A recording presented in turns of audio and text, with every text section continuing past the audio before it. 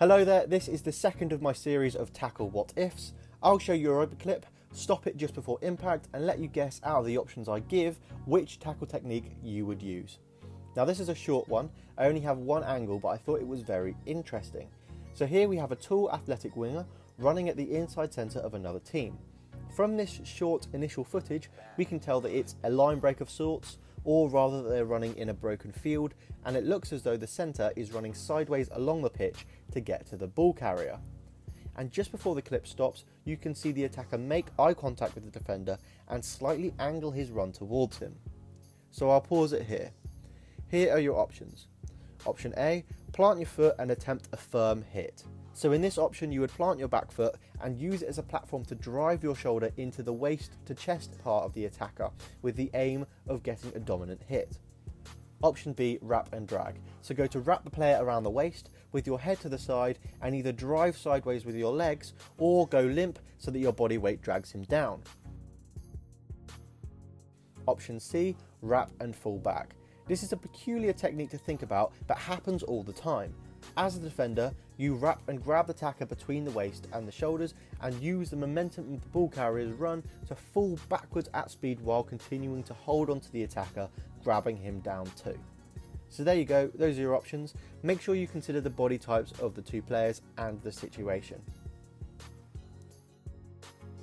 So let's see what happens. The attacker comes off best in this one. So here it looks as though the inside centre overruns in his commitment to cover the winger. The winger sees this and heads back towards the defender, putting him in an awkward position, because now the tackler has his head and body the wrong side of the attacker to do a wrap and drag safely, as his head will be the wrong side. The winger, cutting back, also has the effect of causing the defender to stop in his covering across the field and makes his stance unbalanced. This means he cannot effectively plant his back foot and attempt the technique described in option A. Usually when a player tries to plant his foot and drive into the attacker, he's moving towards them, or at least he's holding his ground.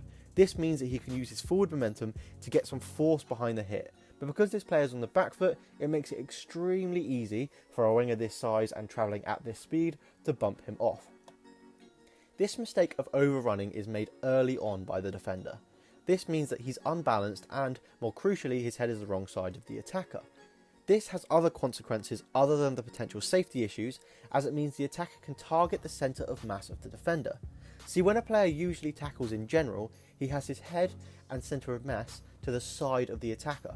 This means that the attacker cannot run over the tackler or target his centre of mass, which is usually the reason for a defender being bumped off. When approaching this situation, with the players involved, you must pick a side to tackle and go for it. Here, once he's overrun and there's no chance of getting his head back to the right side of the attacker, you must work and get your head safely to the left side so that your shoulder can make contact with the player. Now this doesn't help the fact that your centre of mass is still in the middle of the attacker, there's no helping this. If you've overrun your man and the attacker goes to exploit this by preparing to bump you, you're always going to be in this situation.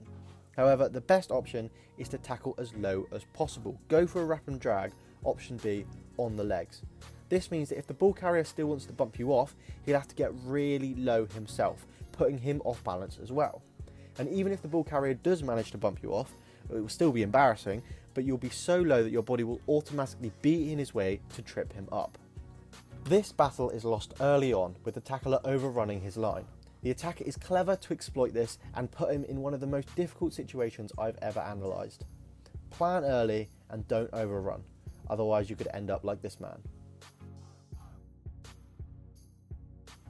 Thanks for watching, please subscribe if you want to see more. I'm releasing many videos in the upcoming week, so keep an eye out. Catch you later.